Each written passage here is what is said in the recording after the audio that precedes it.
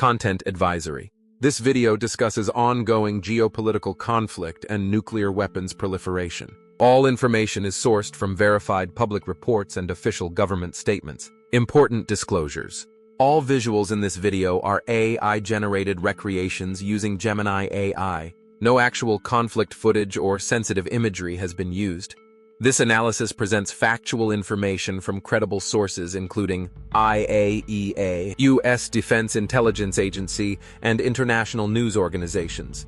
This content does not take political sides. We present verified facts to help viewers understand complex geopolitical situations, for educational and informational purposes only. Sources cited throughout video and in description. This is Ramus Narrations. October 1st, 2024. 7:30 p.m. local time. Air raid sirens wail across Israel. From Iran, 180 ballistic missiles are already in the air. The largest missile attack in modern warfare history. Israelis run to bomb shelters. The Iron Dome defense system lights up the night sky with interceptor missiles. Explosions everywhere, but this time, something is different. Some missiles get through. 20 to 32 ballistic missiles slam into Nevatim Air Base in southern Israel. More hit Tel Nof Air Base. Fighter jets scramble. The question on everyone's mind, is this it? Is this the start of World War III? And the bigger question Drew Vrathi asked in his viral analysis, does Iran actually have nuclear weapons? Today, we are going to find the answer. And trust me, what you are about to learn will shock you. But before we talk about nuclear weapons, we need to understand how we got here. October 7th, 2023. Hamas attacks Israel from Gaza. Over 1,200 Israelis killed. Israel responds with massive military campaign in Gaza. 41,000 Palestinians killed by September 2024. Half of them women and children. But the conflict spreads beyond Gaza. April 1st, 2024. Israel bombs the Iranian consulate in Damascus, Syria. This is Iranian sovereign territory under international law. 2 Iranian generals killed, including Mohammad Reza Zahedi, a senior Islamic Revolutionary Guard Corps commander. Iran promises retaliation. April 13th, 2024. Iran launches Operation True Promise. 170 drones, 30 cruise missiles, 120 ballistic missiles fired at Israel.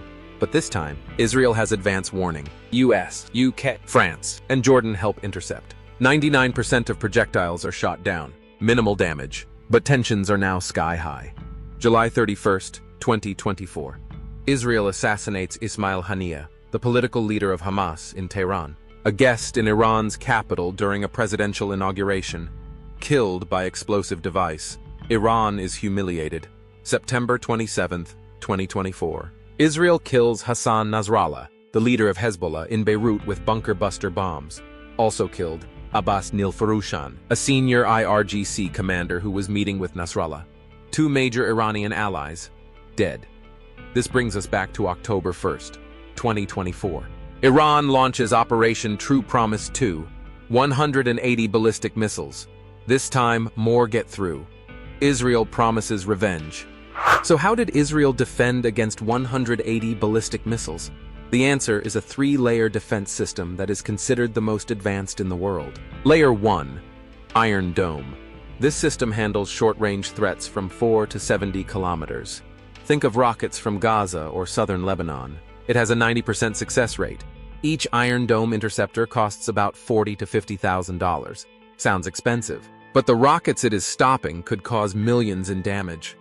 Layer 2, David's Sling. This handles medium-range threats from 40 to 300 kilometers. It uses hit-to-kill technology, meaning the interceptor physically rams into the target at high speed, destroying it. No explosives needed, just pure kinetic energy.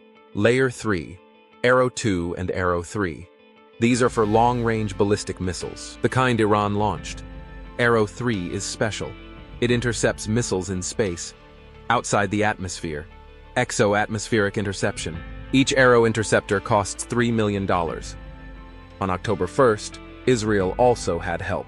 U.S. Navy destroyers in the Mediterranean fired a dozen interceptors. Jordan helped too.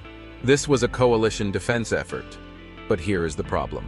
Iranian missiles like the Fatah 1 and Khaibar Shekan are hypersonic.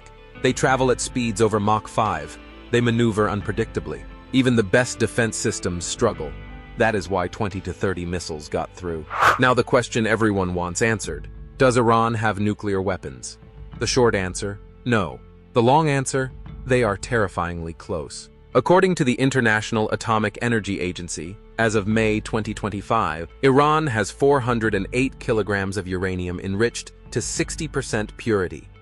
To make a nuclear weapon, you need 90% purity. But here is what most people do not understand.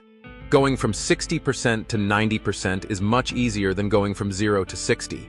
With 400 kilograms of 60% enriched uranium, Iran has enough material to make 9 to 10 nuclear weapons if they enrich it further.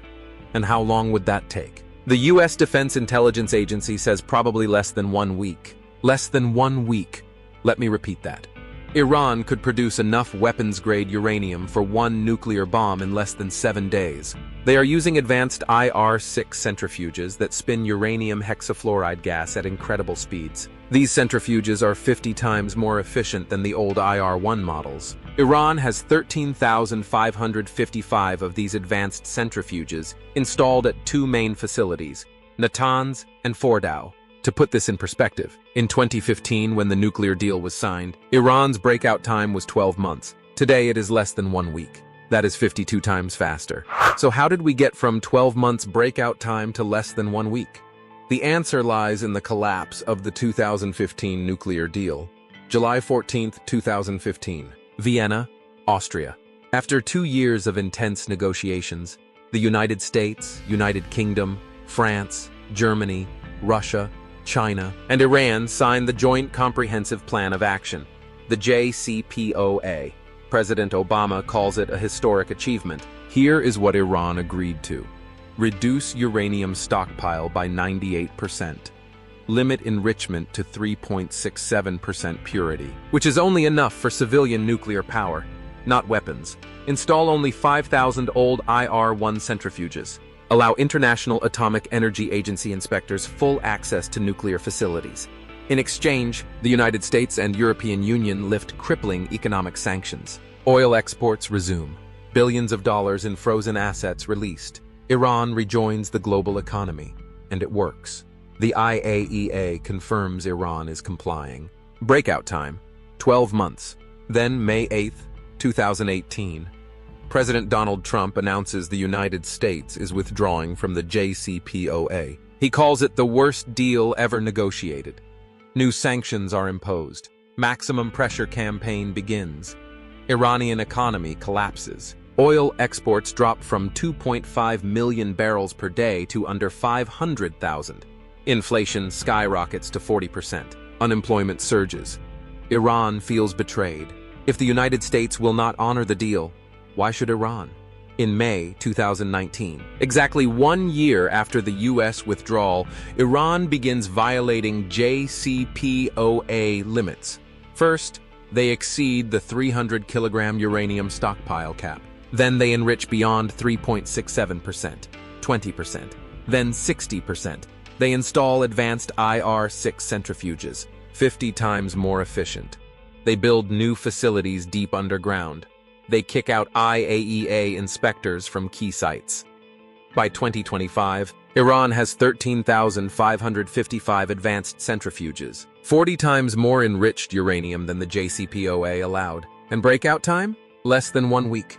Where exactly is Iran enriching this uranium? Let me take you inside 4 critical facilities. First, Natanz, located 220 kilometers southeast of Tehran in the desert. This is Iran's main enrichment site. It has 2 facilities. The fuel enrichment plant above ground with older centrifuges, and the underground pilot fuel enrichment plant, buried 8 meters below the surface and protected by concrete and earth. This is where thousands of IR-6 centrifuges spin uranium hexafluoride gas at supersonic speeds. Natanz was targeted by the Stuxnet computer virus in 2010, a joint US-Israeli cyber attack that destroyed 1,000 centrifuges. But Iran rebuilt. Second, Fordow. This facility is even more protected, carved into a mountain near the holy city of Qom, 90 meters of solid rock above it. nearly impossible to destroy with conventional weapons. This is where Iran enriches uranium to 60% using IR-6 centrifuges. According to IAEA reports, monthly production at Fordow jumped from 4.7 kilograms in early 2024 to 37 kilograms by May 2025. That is an eightfold increase. Third, Parchin. This is a massive military complex southeast of Tehran. For years, intelligence agencies suspected Iran was conducting nuclear weapons research here at a building called Taligan 2, experiments with explosives that compress uranium to achieve critical mass. Iran denied it. But on October 26, 2024, Israel destroyed Taligan 2 with precision strikes. Satellite imagery confirmed the building was obliterated. And finally, in June 2025, the conflict escalated to full war. Israeli F-35 stealth fighters and US B-2 bombers struck multiple nuclear sites. They hit Fordow. They hit Natanz. They destroyed centrifuge halls. They killed nuclear scientists. Iran retaliated with over 500 ballistic missiles hitting Tel Aviv. 34 wounded. But the war ended in a ceasefire after 12 days. The facilities are damaged but not destroyed. Iran can rebuild. The question is, will they? But while we discuss missiles and uranium and defense systems, we cannot forget the human cost. This conflict did not start with Iran and Israel exchanging missiles. It started in Gaza, October 7, 2023. Hamas attacks Israel. Over 1,200 Israelis killed, hundreds taken hostage. Israel responds with a military campaign in Gaza. By September 2024, over 41,000 Palestinians have been killed according to the Gaza Health Ministry, half of them women and children. The UN says Gaza is largely uninhabitable. 2.3 million people displaced, hospitals destroyed, schools bombed, infrastructure in ruins, and it spreads. Lebanon. Hezbollah enters the conflict in support of Palestinians. Israeli strikes in Beirut. Thousands of Lebanese civilians killed or wounded. Yemen. Houthi rebels launch missiles and drones at Israel and ships in the Red Sea. The entire region is ablaze. This is not just about nuclear weapons or military technology. This is about people, families, children who did not choose this war but are suffering its consequences. And what about India? Where does India stand? India has historically maintained good relations with both Iran and Israel. In 2023, India imported 33 million tons of crude oil from Russia and significant amounts from Iran despite US sanctions. India also has deep defense and technology partnerships with Israel. Iron Dome components, drones, cyber technology. So India walks a diplomatic tightrope. External Affairs Minister S. Jaishankar has repeatedly stated, India acknowledges Israel's right to defend itself. But we also emphasize the need to respect international humanitarian law. We urge all parties to exercise restraint and pursue dialogue. India abstained from several UN votes condemning Israel, but India also provided humanitarian aid to Gaza. India is trying to maintain strategic autonomy, not taking sides, keeping channels open with everyone. Because in a multipolar world, rigid alliances can become liabilities. So where does this go from here? There are three possible scenarios. Scenario 1, diplomacy. Between April and June 2025, the United States held 5 rounds of indirect talks with Iran mediated by Oman. The US wants Iran to halt enrichment above 20%, reduce stockpiles, allow intrusive IAEA inspections. In exchange, the US would lift some sanctions, allow limited oil exports, release frozen assets. These talks showed promise, but they collapsed after the June 2025 Israeli strikes on Iranian nuclear facilities. Iran walked away from the table.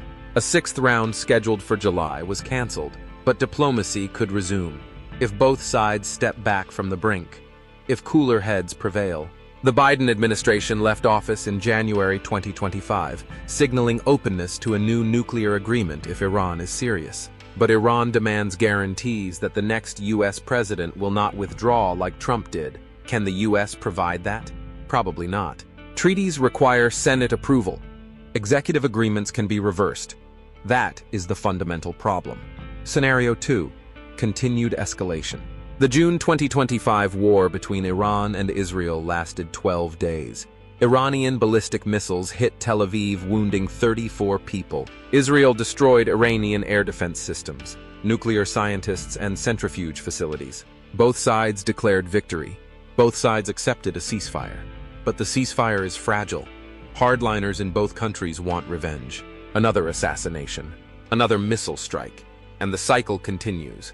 This scenario keeps the region on a permanent war footing.